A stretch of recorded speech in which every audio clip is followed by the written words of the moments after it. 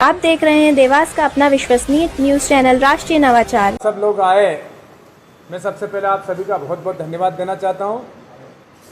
देवास शहर के अंदर नगर निगम चुनाव बहुत तेज़ी से बढ़ते हुए और चुनावी सरगर्मी खूब बढ़ रही है।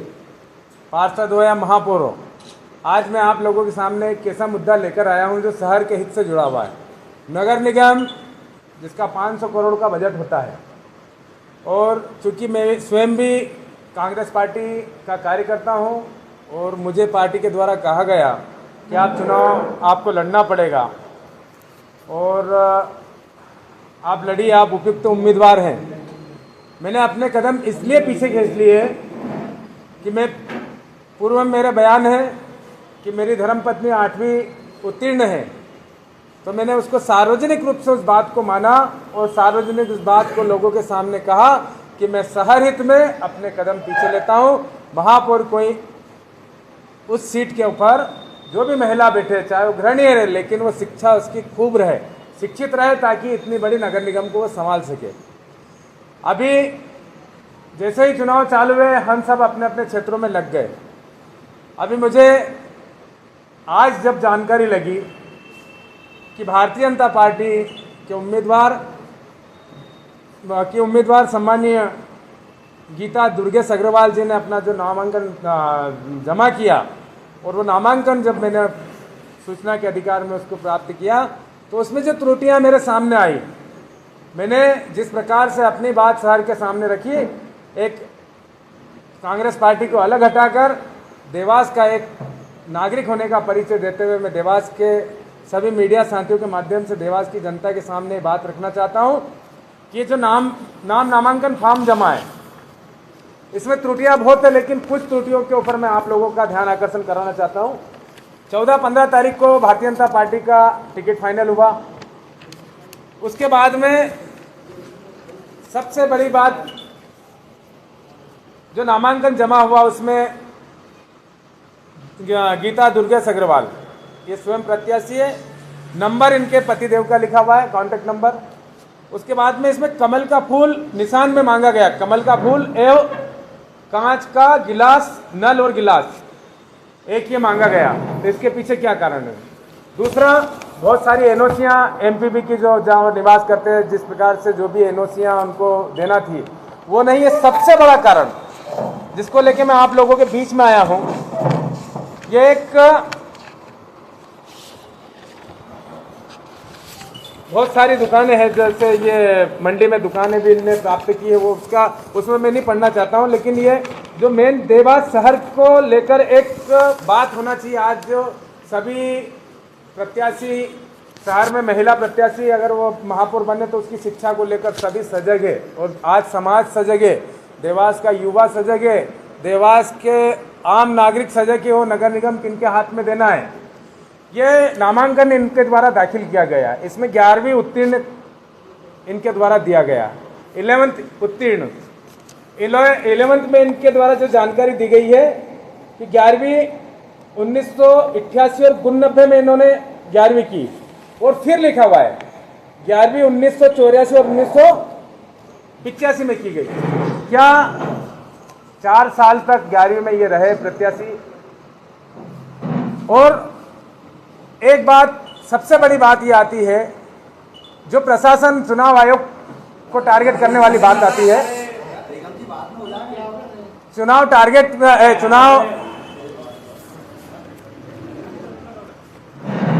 इसके अंदर किसी प्रकार का दस्तावेज 11वीं उत्तीर्ण है तो उसकी कोई मार्कशीट इसमें प्रस्तावित नहीं की गई है।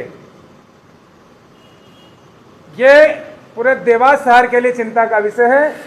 और 11वीं अगर उत्तीर्ण करने वाले हमारे घर में भी बच्चे, हम भी हैं, जो भी हम लोग हैं, जो हस्ताक्षर से सब जानकारी मिलती है कि हस्ताक्षर के जो हस्ताक्षर है उससे पता चलता है कि शिक्षण योग्यता कहाँ तक होगी। ये आपके सामने गीता लिखा हुआ है। 11वीं का स्टूडेंट अपनी सिग्नेचर करना, ऐसा मेरी माँ 3री उत्तीर्ण है, उसके बाद में ऐसा लिखती है। मेरी धर्मपत्नी 8वीं उत्तीर्ण है, उसके बाद में इस प्रकार की साइन होती है। बोर्ड की परीक्षा जो उत्तीर्ण कर ले, 10वीं बोर्ड, वो भी उस समय में जब 10वीं बोर्ड की परीक्षा करने से पटवारी बनते थे लोग, या दूसरी बड़ी एजुकेशन में जाते थे, शिक्षक बनते थे, ऐसे समय में क्या ये साइन उनकी उचित है? सीधा सीधा ये देवास शहर के साथ, जनता के साथ खिलवाड़ हुआ है। भारतीय जनता पार्टी को इसमें जवाब देना चाहिए। मैं अभी शहर कांग्रेस या कांग्रेस के बिंदु के तले बात नहीं, एक आम नागरिक के तहत बात करता हूं। मतदान होने में 3 दिन का समय है, उनको दस्तावेज दिखाना चाहिए, उनको स्पष्टीकरण देना चाहिए कि श्रीमती गीता दुर्गेश अग्रवाल की शिक्षण योग्यता क्या है, कैसे उनको 500 करोड़ रुपए की नगर निगम उनके सुपुर्द कर दी जाए, जनता क्यों करे, ये मेरा सीधा आरोप है। और जन चर्चा का विषय, ये मैं नहीं कहता हूं, जन चर्चा का विषय ये है कि भारतीय जनता पार्टी के जो उम्मीदवार है वो 5वीं तक पढ़े लिखे हैं। जन चर्चा का विषय है ये, इसको मैं मेरी तरफ से नहीं, ये जन चर्चा का विषय जो मुझे सुनने को मिला है, जो चौराहे चौराहे पे जो बात चलती है, ये वो बात मैं आप लोगों के बीच में बताता हूँ कि कहीं उनके पीयर से या कहीं से कोई बात ऐसी आई है शहर के अंदर कि वो 5वीं तक उनके वहाँ स्कूल, आजू बाजू 5वीं तक स्कूल था, 5वीं तक की उनकी पढ़ाई लिखाई है, ये जन चर्चा का विषय है। ये मैं ऑफिशियली अपनी तरफ से, अपने हैंड से नहीं बता रहा हूँ, लेकिन ये जो बात मैंने आपके सामने रखी, अभी तक फॉर्म पोर्टल पर डलना चाहिए, फॉर्म पोर्टल पर नहीं डले, क्या रास्ता देख रहे थे चुनाव होने के बाद डलने का? इन सब चीज़ों को लेकर मैं मेरी तरफ से एक आपत्ति दर्ज कराऊंगा और इसको कोर्ट में भी लेकर जाऊंगा। ये आज की प्रेस कॉन्फ्रेंस का मुख्य मुद्दा ये है। अब आपके जो क्वेश्चन हो बताया। 22 तारीख को नामांकन भरा, उसके बाद आप आज बता रहे हैं। देखिए, ये चीज भी मुझे आज 3 बजे मालूम चला है। मैं चुनाव, मेरी पार्टी के कार्यकर्ता चुनाव लड़ रहे हैं, मेरी पार्टी के महापौर चुनाव लड़ रहे हैं, चुनाव की व्यस्तता और मैं किसी के कागज की चौकीदारी करने का मेरा कोई महत्व नहीं है। एक चीज, मैं कभी भी आरटीआई लगा के कभी किसी से के दस्तावेज जांच करना ये मेरा काम कभी नहीं रहा। मेरी राजनीतिक सामाजिक मेरा काम, मेरा करने का तरीका लगे, मैं कभी किसी के पीछे नहीं लगा। ये तो जब चर्चा, मुझे जानकारी मिली कि भैया इतना बड़ा काम देवास में होने जा रहा है, तो मुझे देवास की जनता की फिक्र हुई, तो मैं तुरंत इसके पीछे आज दिन भर से लगा और शाम को 3 बजे मेरे हाथ में जैसे कागज आए, मैं इसे आप लोगों के सामने आया। चुनाव चालू है, चलते चुनाव में आप देखिए यहाँ कोई मेरे साथ, कोई दूसरा कार्यकर्ता है, कोई दूसरा व्यक्ति मेरे साथ नहीं है, सब अपने अपने चुनाव में लगे, मैं भी लगा हूँ, मेरा जनसंपर्क छोड़ के आया हूँ। अभी मेरा जहाँ जनसंपर्क कार्यक्रम है, कल 2 दिन बचे हैं जनसंपर्क को, लेकिन मैं आप लोगों के बीच में शहर का ये बड़ा मुद्दा इसके लिए लेकर आया कि शहर की जनता को दूध का दूध और पानी का पानी मालूम पड़ना चाहिए।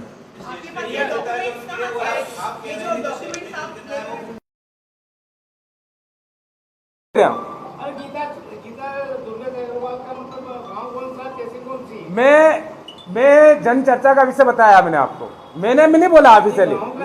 मेरी बात सुनिए, आप मेरी बात सुनिए।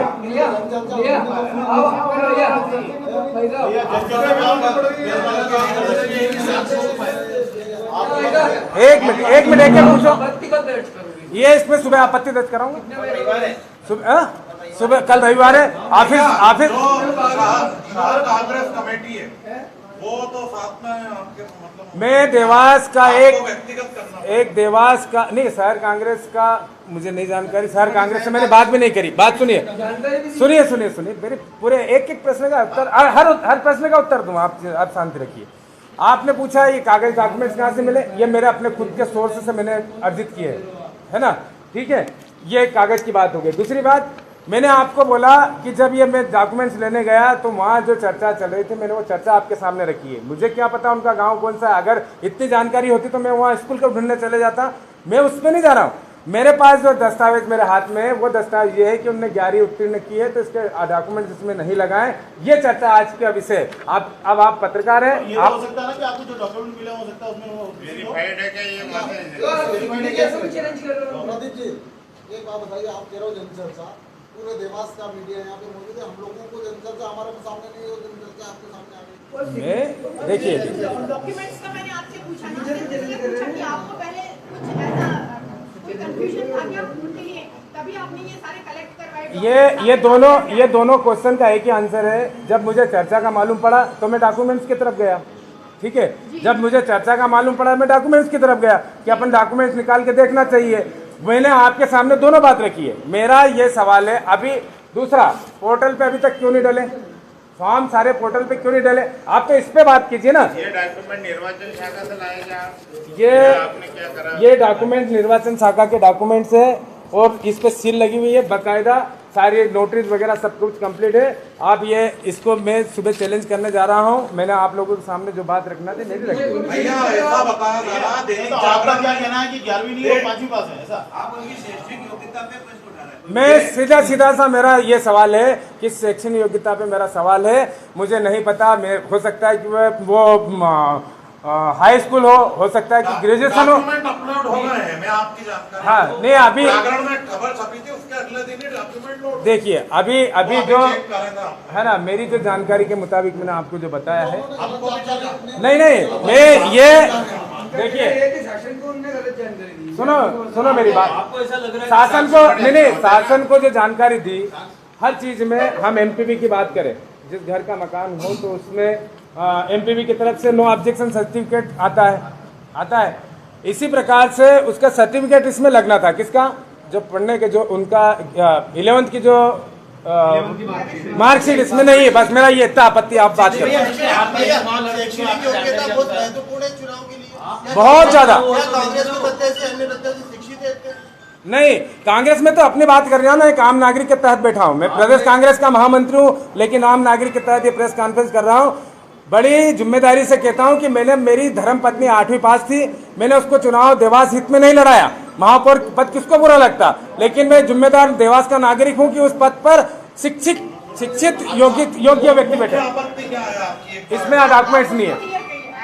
आपने जो मांगा होगा वही मिला है। उसको आप बताइए, आपने बहुत सारी चीजों पे एक साथ मर्ज कर दिया, तो हम लोगों को समझ में नहीं आ रहा है। कैसा? आप स्टेप बाय स्टेप बताइए कि आपका है क्या एक्चुअली प्रॉब्लम। ये स्टेप बाय स्टेप मैंने अभी सब बता चुका हूँ, सब बता चुका हूँ। हाँ, मूल आपत्ति आपकी ये है कि वो पढ़ाई लिखाई का ब्यौरा नहीं दिया, ठीक है? अरे जिस दिन ये निर्वाचन कार्यक्रम जारी हुआ उस दिन जिला निर्वाचन अधिकारी कलेक्टर पत्रकारों को बुलाया और उसमें मैंने ये सवाल उठाया था कि कोई प्रत्याशी यदि अपनी झूठी जानकारी देता है तो उसके खिलाफ क्या कार्रवाई की जाएगी, ये मैंने सवाल उठाया था। क्या जवाब था उनका? उन्होंने ये बताया कि अगर कोई शिकायत आती है तो अपील अधिकारी के पास जाकर उसका निराकरण किया जाएगा। ये उन्होंने गलत जानकारी दी है या फिर उनकी शैक्षणिक योग्यता कम है, आप दो में से कौन सी बात? मेरा सीधा सा ये है कि शैक्षणिक योग्यता अगर उनकी 11वीं उत्तीर्ण है तो उनको सुबह ही प्रेस कॉन्फ्रेंस करके उनकी मार्कशीट दिखाना चाहिए। 11वीं लिखा है ना, इसमें लिखा है, वही तो मैं बताया आपको। और 11वीं में ये एक और 2 ईयर लिखे ना, 2 ईयर लिखे 88, 89 और 84, 85 और 88, 89। तो कौन से सन में 11वीं हो सकता हूँ? एक में लिखी है पति की, एक में उनकी लिखी है। इसमें मैंने किसी बड़े अधिकारी से पूछा था, बोले जो इंडियन बैंक है ना, बोले पति की हो सकती है, बोले पत्नी हो सकती है। पति का ब्यौरा क्यों होगा इसमें? उम्मीदवार का ब्यौरा रहेगा ना, हो सकता है तो जांच का विषय। सिग्नेचर एक आम नागरिक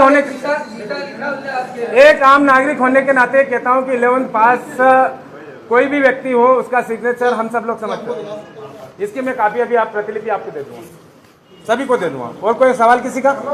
ये भैया ये फॉर्म वकीलों द्वारा भरा जाता है, कई बार चेक होता है, कई मायनों में। अपन एक सामान्य बात कर रहे हो, किसी का भी हो, आम आदमी पार्टी का हो, कांग्रेस प्रत्याशी का हो, बीजेपी प्रत्याशी, तो क्या उसके बाद भी इतनी बड़ी त्रुटि आप जो बता रहे हो वो आपत्ति नहीं होती? जब तक सुनो मेरी बात, आपने अभी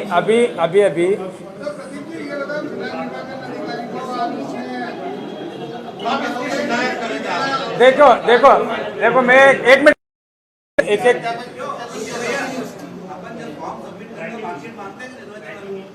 देखो ये जनरली सुनिए, ये जनरली ये सब पे लागू है कि आप जो बताओगे उसके डॉक्यूमेंट उसमें संकलन